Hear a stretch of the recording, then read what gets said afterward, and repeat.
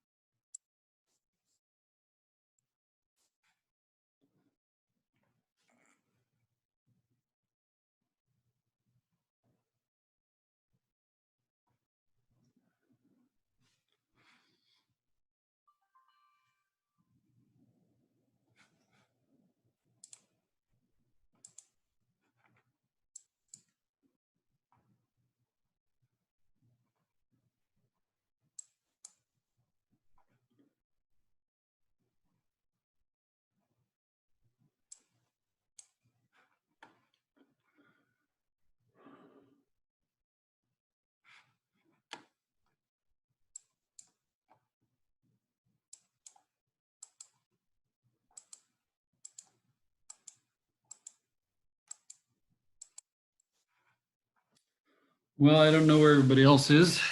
Can't keep waiting and waiting and waiting. So first, I know that the quiz is working because Hunter took it, both of them already.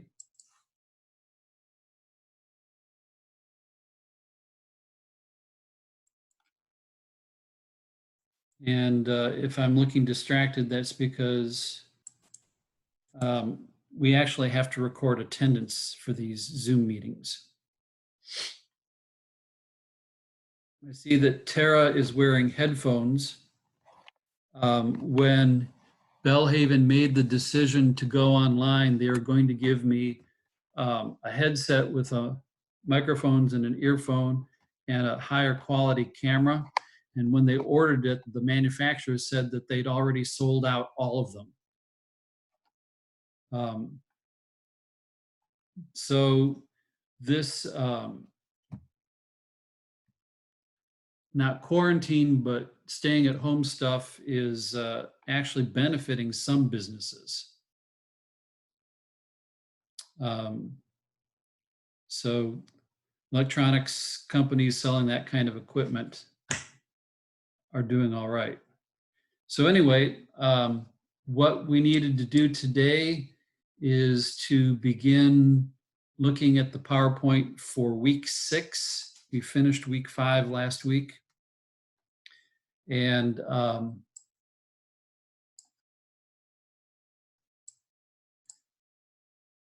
have you gotten, since all of you that have connected right now are graduating, have you gotten any kind of information yet from the university about commencement? No, they just said it'd be postponed till further notice. Yeah, and they are not ignoring the problem, but the reason they haven't been able to reschedule it is because they don't know when this is all going to end. And then they want to have an actual physical commencement, but then they have to find a time after this social distancing and stay-at-home stuff is over, and then when Thalia Mara Hall or some other venue is going to be available. And so far, they just don't want to make a decision because nobody knows for sure when the stay-at-home orders are going to end. So Roger Parrott, the president, really feels bad that they can't make a decision yet, but he really can't. All right, anything that you needed to talk about or ask before we got started in the PowerPoint discussion? I was actually wondering, they had wanted us to order cap and gowns before the 31st. So I was wondering about that now too. I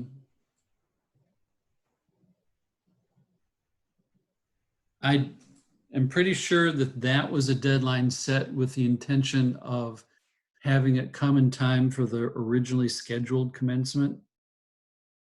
So I don't think that the deadline is urgent right now, but there's a person who's in charge of the ceremony um, who you should ask. Um, so her first name is Lee, and I can't remember her last name. Um,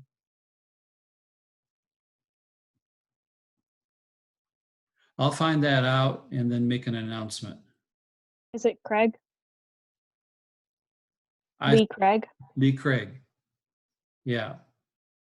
Now that you said that, I can check my email because now I know what I'm looking for. So I'm opening up my email, and then I can do a search for announcements from Lee Craig.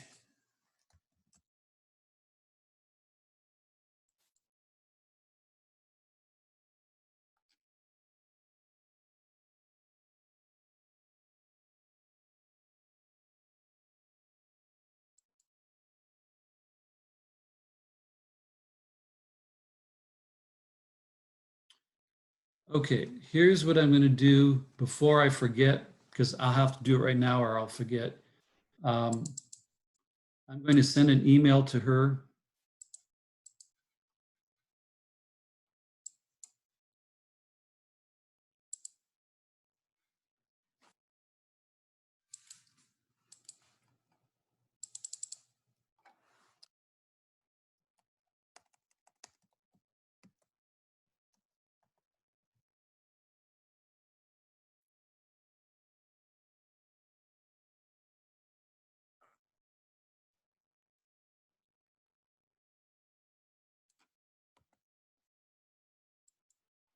And then I'm going to email her and ask her to let me know so that I can communicate it, or if she'd rather communicate to the seniors directly herself.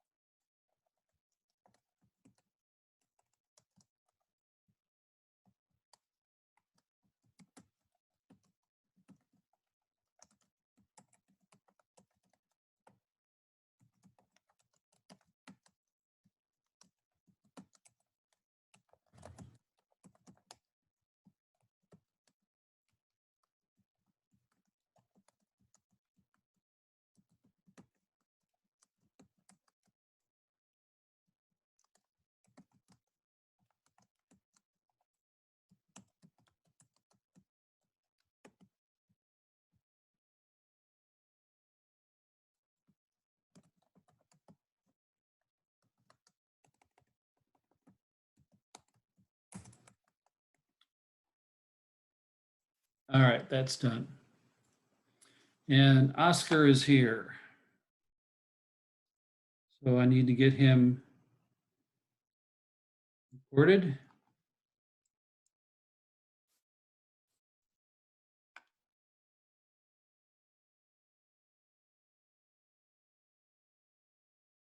Okay, let's go to the PowerPoint.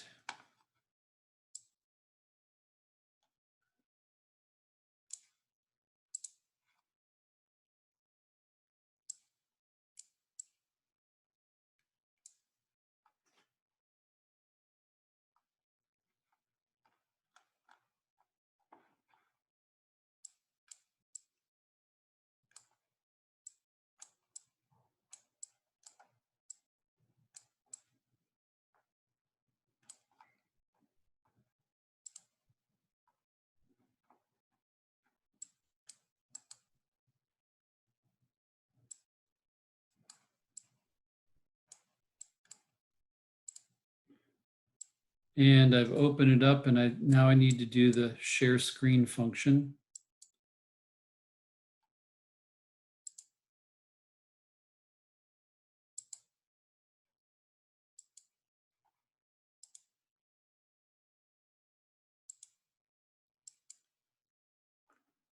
Okay, so y'all see the first one Um,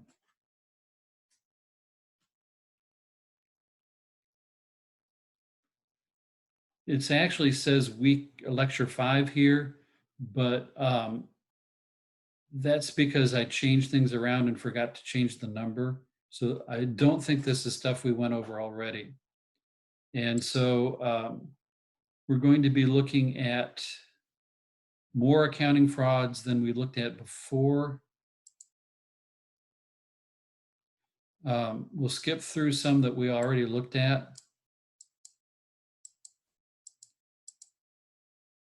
So I'm revising the PowerPoints for the online class that I'm using now. And so the old versions are kind of jumbled. I don't know that we already talked about the difference between error and fraud. Is that something you remember discussing?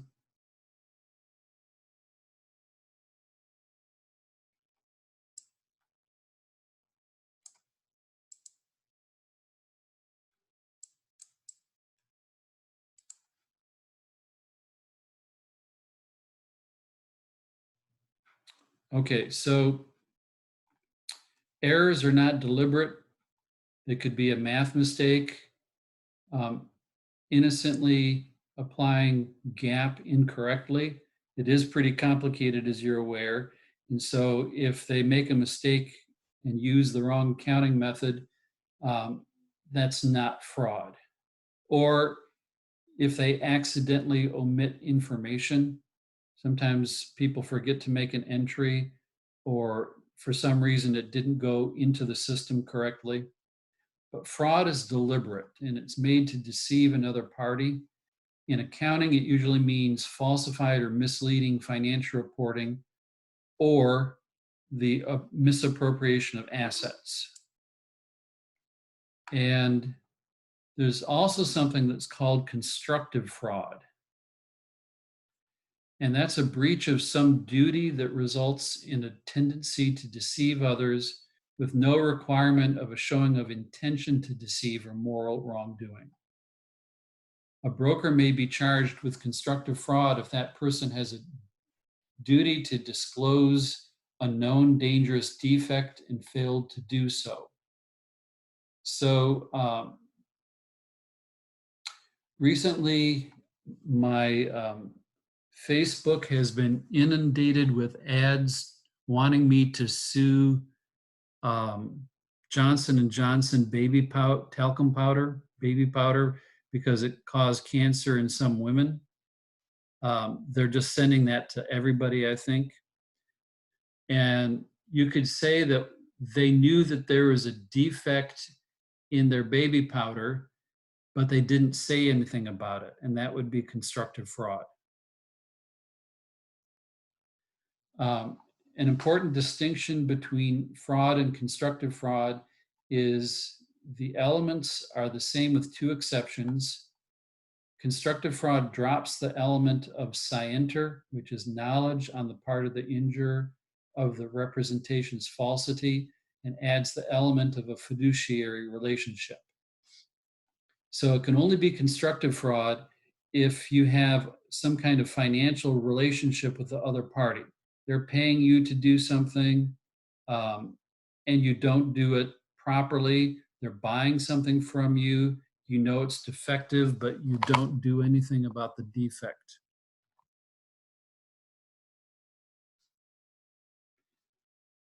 And constructive fraud also, you don't necessarily have to know that the representation you're making is false if you've made it recklessly without due diligence.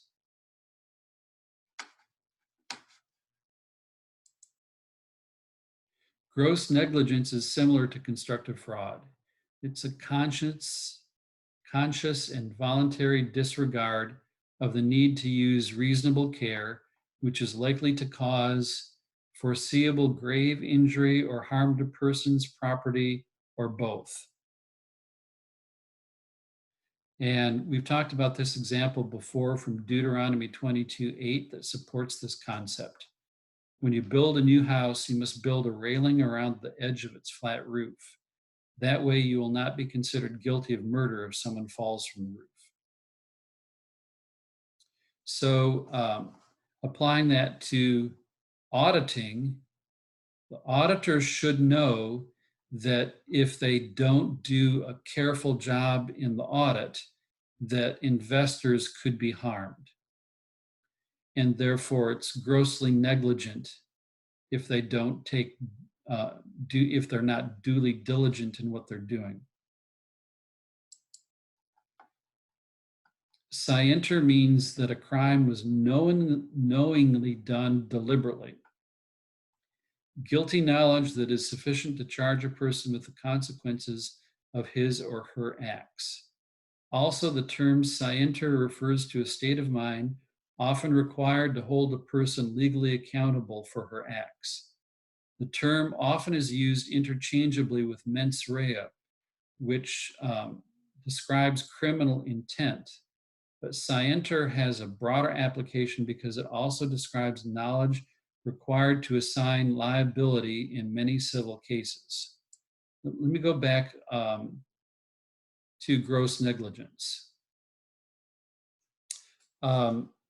This example happened in Jackson maybe 8 years ago. And it's one of the strangest things. There was a man who decided that he wanted to be a woman, and he was having all sorts of stuff done to his body, and had no medical background whatsoever, but then opened up a medical clinic in order to enlarge women's buttocks. And this person put an ad on the internet.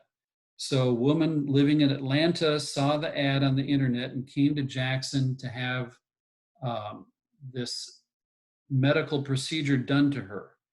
And the woman who used to be a man made a concoction that was almost like cement and injected it into the woman, who then died. Now, you would think that if you have no medical background whatsoever, that you're not taking reasonable care, and you should know that it's going to cause foreseeable grave injury or harm to persons.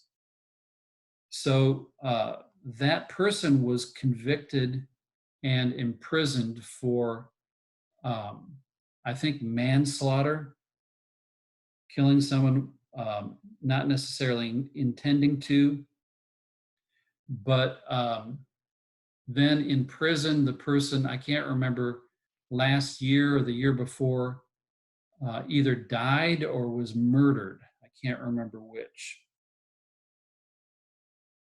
And the reason I bring this up is that you can imagine being on a jury. Would you have sympathy saying that, with a claim perhaps that this person didn't know it was going to hurt the person that was being injected? I would think no. Any reasonable person would not invent a concoction and inject it into people without having had a medical background to know what you're doing. You should know better. You should know that it could kill a person. Okay, embezzlement. That can be defined as fraudulent taking of personal property by someone to whom it was entrusted. Usually it's associated with the misappropriation of money, but it can be any kind of property. Before we got to that, I had intended to spend some time figuring out what embezzlement had been going on at the Mississippi Department of Human Resources, where they'd been embezzling millions of dollars that had been intended to help poor families.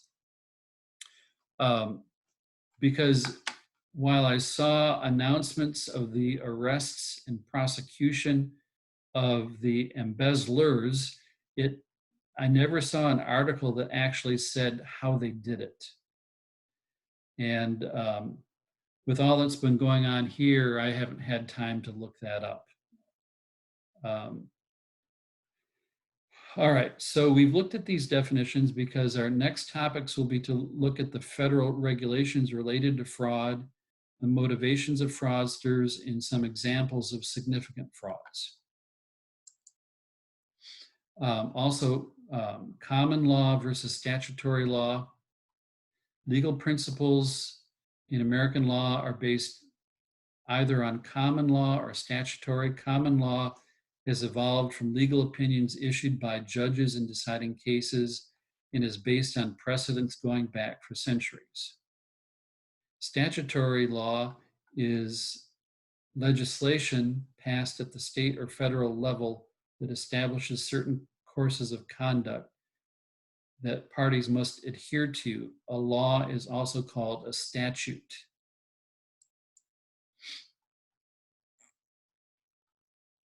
Liability of corporate officers.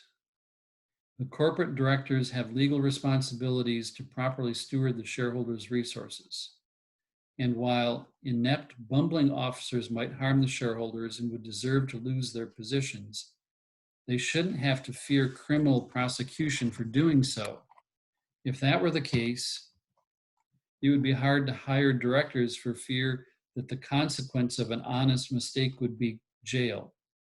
So directors can't be prosecuted for honest mistakes of judgment or poor business decisions. Although, of course, they could lose their jobs for that. But they can, of course, be legally prosecuted under common and statutory law for decisions made in bad faith. Liability of auditors. I think we talked about this.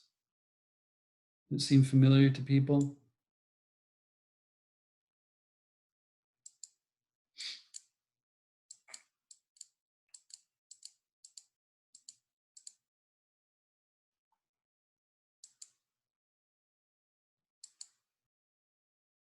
I think we got to this slide. I'm not sure we talked about the Securities Acts of 1933 and 34.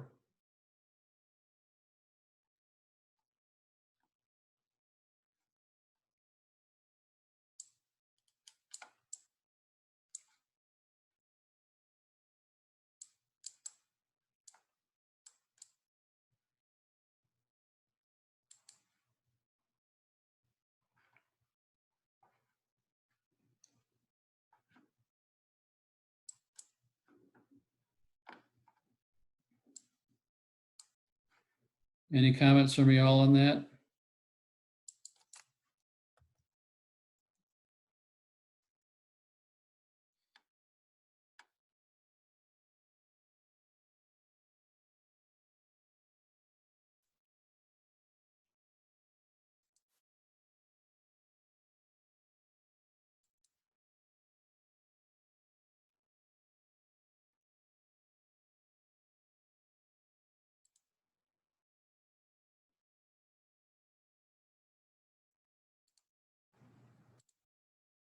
Okay, then we will take a look at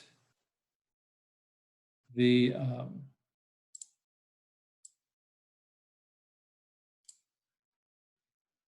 Securities Exchange Act.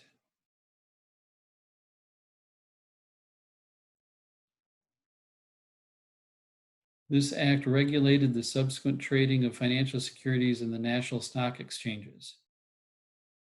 Registrants have to provide audited annual reports called 10-Ks, reviewed quarterly reports called 10-Qs, and some additional notes.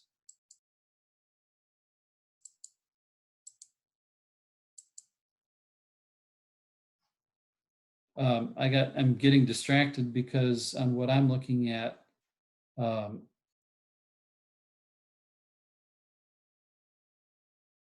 laser pointer has a little twin following it around. Not on the screen that you're seeing, but on the screen that I'm using anyway to do the PowerPoint. So an insider is guilty of breaking SEC rules when using material, non-public information to trade securities or when passing on information to another person who acts upon the information. Insider Trading and Securities Fraud Enforcement Act of 1988. Now, I was looking to see if this is where we talked about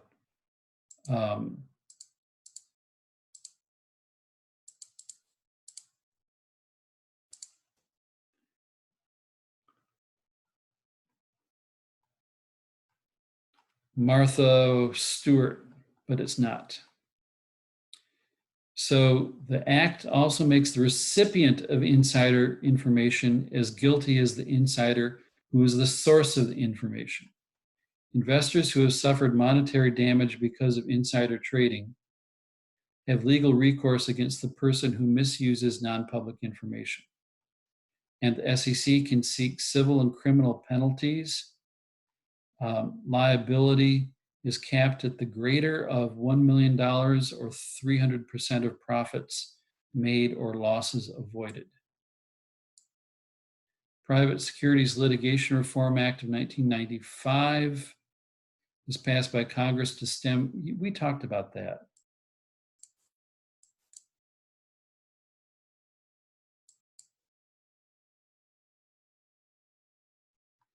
Let's see. Sarbanes-Oxley Act of 2002 attempts to strengthen corporate oversight, improve internal corporate control. The main purpose is to protect shareholders from fraudulent financial statements. Investors need to know that the financial information they rely on is truthful and that an independent third party has verified its accuracy. Key provisions related to ethics. Section 201 regulated auditor independence. In many of the frauds that led to the passage of SOX, the auditors had a conflict of interest because of lucrative consulting services provided to their audit clients.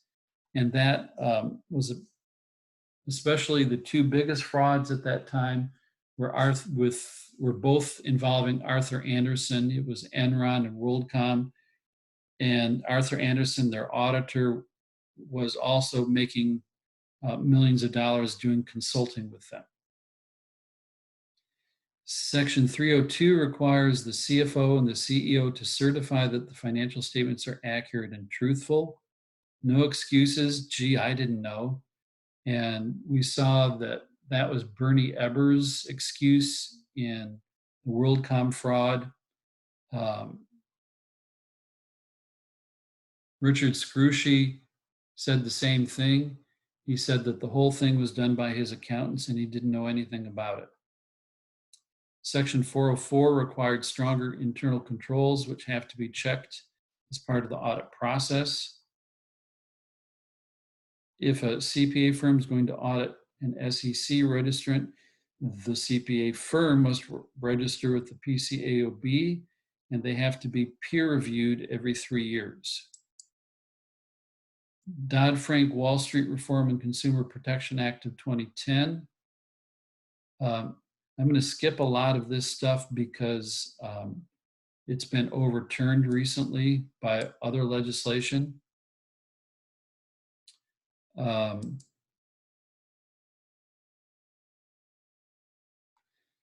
This is the part that I think is still relevant. They said that small public companies were exempted from complying with Section 404B of Sarbanes-Oxley, which requires obtaining an independent auditor's attestation report on the effectiveness of the company's internal controls over financial reporting. So what you learned in your auditing class was that when you are auditing an SEC client, you also have to give an opinion about that client's internal controls, which essentially was requiring SEC registrants to pay for 2 audits, one audit for their financial statements and another audit for their internal controls. And that was burdensome for smaller companies. So this legislation exempted that.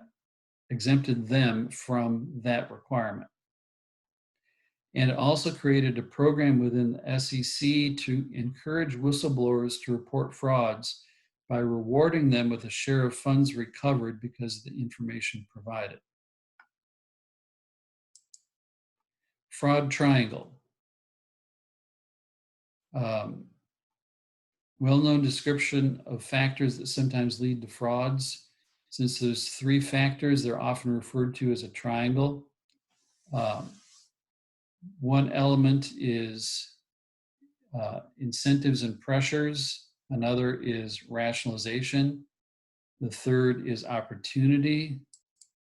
By incentives and pressure, it's typically the fraudster will have some kind of reason. Self-serving greed is one of them. That was the reason for the fiasco at Tyco, which is something we're going to look at later. Dennis Kozlowski and Mark Swartz were personally enriched at the expense of shareholders. Pressures to meet financial numbers. That was the reason for Bernie Ebbers.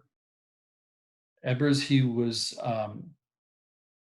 obsessed about keeping the stock price up because he had money tied in the shares. Financial distress. The insolvency of Z Best was one of the reasons for Barry Minko's fraud. And financial distress, that's referring to the company's distress. It could be financial distress at home caused by things like gambling or drug addiction, sometimes reasons for embezzlement. Opportunity. The fraudster may be in management and thus have an opportunity to falsely represent the company. Managers and other employees might have an opportunity to embezzle because of weak internal controls.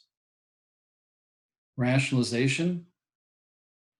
Perpetrator may be in denial or may make excuses, which are rationalizations, such as the company had to make the forecasted numbers. They might even say that if we didn't, the stock price would fall and that would harm our shareholders. Or I'm afraid I'll lose my job if the company looks bad.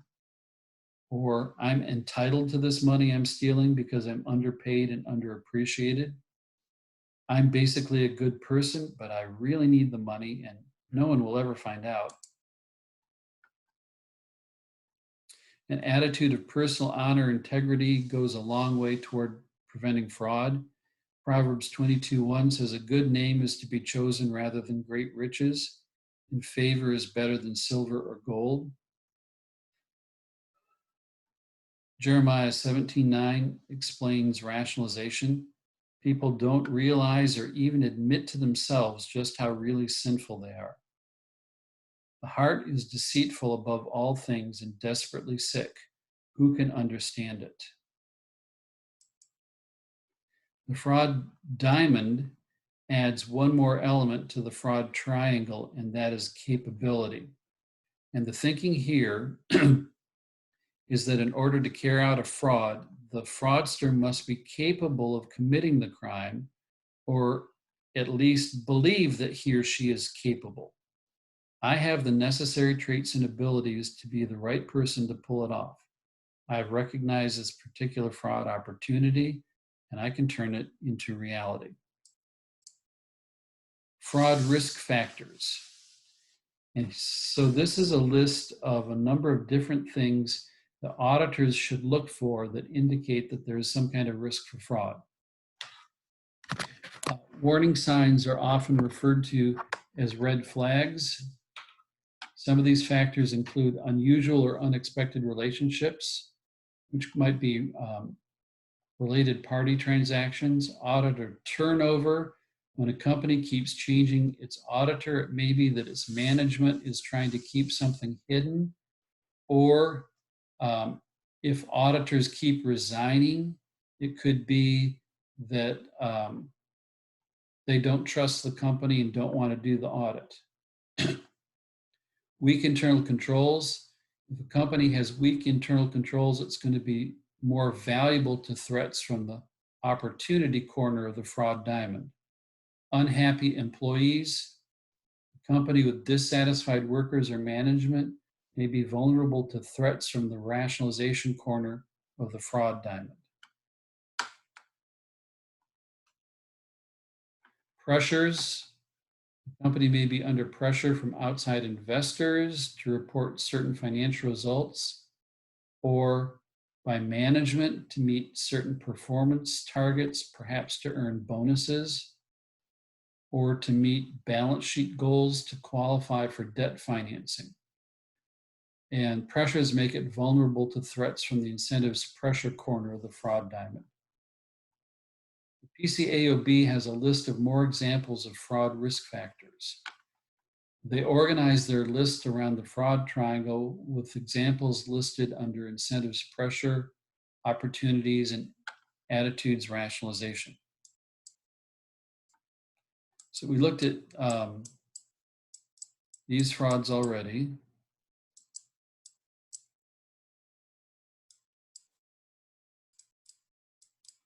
We looked at the Crazy Eddie fraud. We looked at Enron.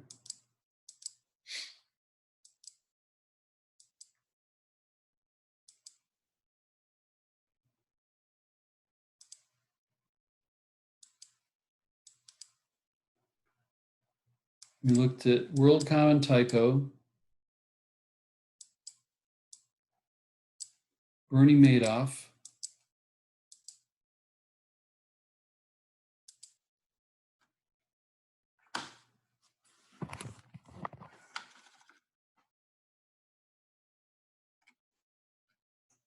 okay. I'm having trouble with my mouse not doing what I'm telling it to.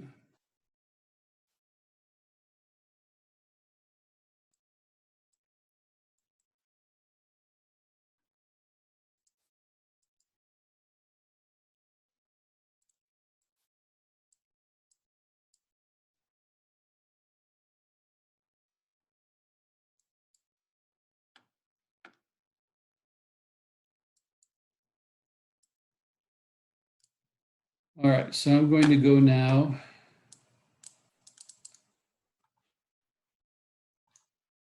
and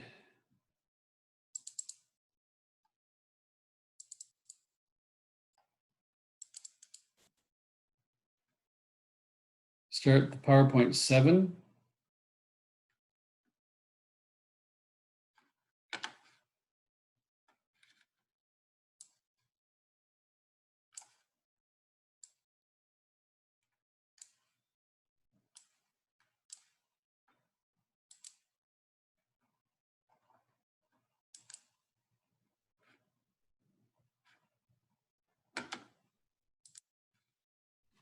And in PowerPoint Lecture 7, we're going to start off by taking a look at earnings management and the quality of financial information. So I want to start with earnings management, but before we get to that, there's a list of different types of financial statement fraud and tricks. Raymond Kulzik, who had an article published by the Association of Certified Fraud Examiners, gave 5 main categories of financial statement fraud and tricks. And these are fictitious revenues, timing differences, hidden liabilities and expenses, improper disclosures, and improper asset valuations. So we're starting to run out of time now for our 40-minute limit on this Zoom. So what we'll do is pick up on this particular slide on Wednesday, and I'll be trying to get your papers graded that were submitted last week. I'm really falling behind even though I'm working long hours every day. So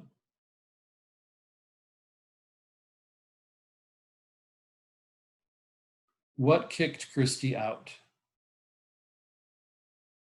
I lost internet for a second. You lost what? Internet. Ah, okay. I wasn't watching the whole time while I was doing the PowerPoint, so I didn't notice, but anytime I looked, I saw you there. Okay, so you know that these are being recorded and put onto YouTube. So if that happens and you lose internet connection during it, then you can find the PowerPoint there and figure out what you missed and do it that way. However, I need to have you notice that they probably won't be ready the same day because it takes actually about 20 minutes to download from Zoom, and then it takes another 20 minutes to upload to YouTube. And when I've got 3 classes that I'm teaching today, that means it's not going to be an instantaneous process for me to be able to get those onto YouTube. But there's a channel there now, which you can find if you open up YouTube. Let me try that and show it to you.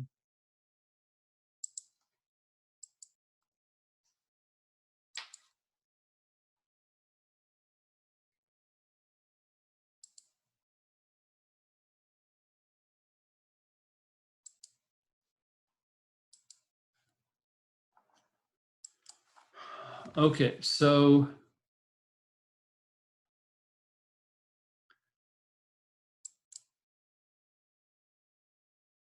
if you put in the search window for YouTube Goldsmith Zoom, then you'll find some of the ones I've uploaded with some other things.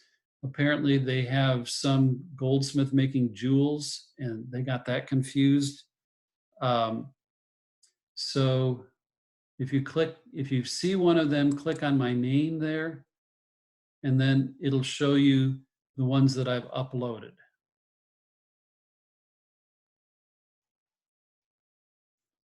Which I had never done before last week. So this was new for me. Okay, so the 2 that I've uploaded for your class, one has the Blazer logo and the other one has the same picture that's on your Canvas page on in Canvas, that same logo. All right, so I'll see you all on Wednesday and take care. See you then. Bye now.